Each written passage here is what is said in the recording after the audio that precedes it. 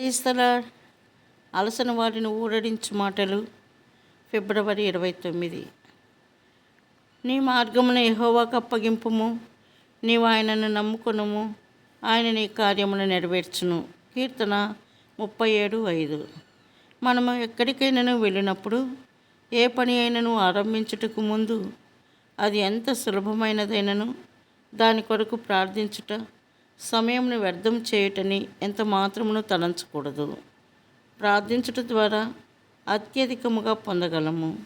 మనము గదిని ఊడ్చుట, లేక పాత్రలు శుభ్రపరచుట, లేక కొంత కష్టతరమైన పని అయినను కొన్ని మాటలు మన ప్రభు యొద్ద ప్రార్థించుట మంచిది. అనేక సార్లు ప్రజలు తాము అనుభవము గల వంటవారము గనుక ప్రార్థించుట అనవసరమని తలంచుదురు. వారు ఇలాంటి వైఖరిని కలిగి ఉన్న యెడల వారు అవసరమైన పదార్థములను వాడినను ఆహారము ఏమాత్రము రుచిగా ఉండదు.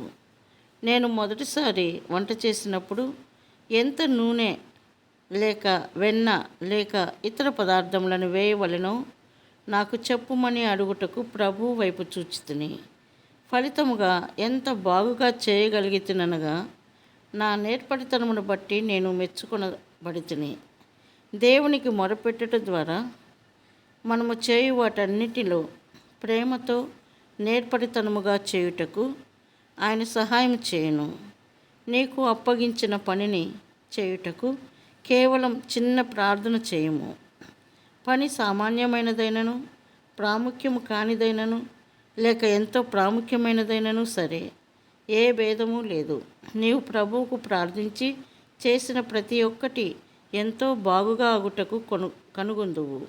కావున ప్రతి అక్కర నిమిత్తము దేవుని సహాయమును కోరుకొనుటకు నేర్చుకునుము. ప్రతి పరిస్థితిలోనూ అనుదినము దేవుని నిరూపించుము. నీవు ఏ సమయంలోనైనాను పగలు కానీ రాత్రి కానీ మొరపెట్టవచ్చును.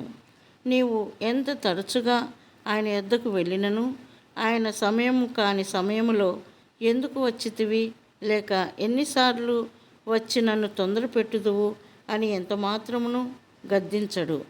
అనేకులు రేపు కానీ ఎల్లుండి కానీ రమ్ము అని చెప్పుదురు. అయితే ఆయన నిన్ను ఎన్నడూ త్రోసివేయడు. మరియు సహాయము నిమిత్తము నీవు ఆయనకు మొరపెట్టుటకు నేర్చుకున్నప్పుడు అనేకమైన అసంతోషకరమైన పతనముల నుండి నిన్ను తప్పించును.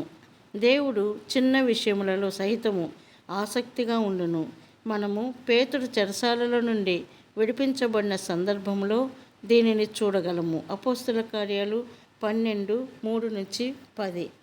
సంఘము ప్రార్థించుచుండగా పేతురును లేపుటకు దేవుడు దూతను పంపెను. మరియు దూత అతనికి చెప్పులు తొడుగుకొనమని చెప్పెను. పేతురు సంతోషములో వాటిని విడిచిపెట్టినని దేవునికి తెలియను. కొన్నిసార్లు నేను ఒక వ్యక్తిని కలుసుకున్నప్పుడు అతని పేరు కానీ అతనిని ఎక్కడ కలుసుకుంటునని కానీ జ్ఞాపకము చేసుకునవలసి ఉండును.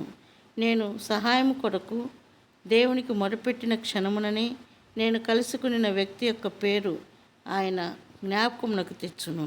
అప్పుడు మేమిరువురము తత్తరపాటు నుండి తప్పించబడి దేవుని మహిమార్థము ఒకరితో ఒకరము సహవాసమును అనుభవించుదుము.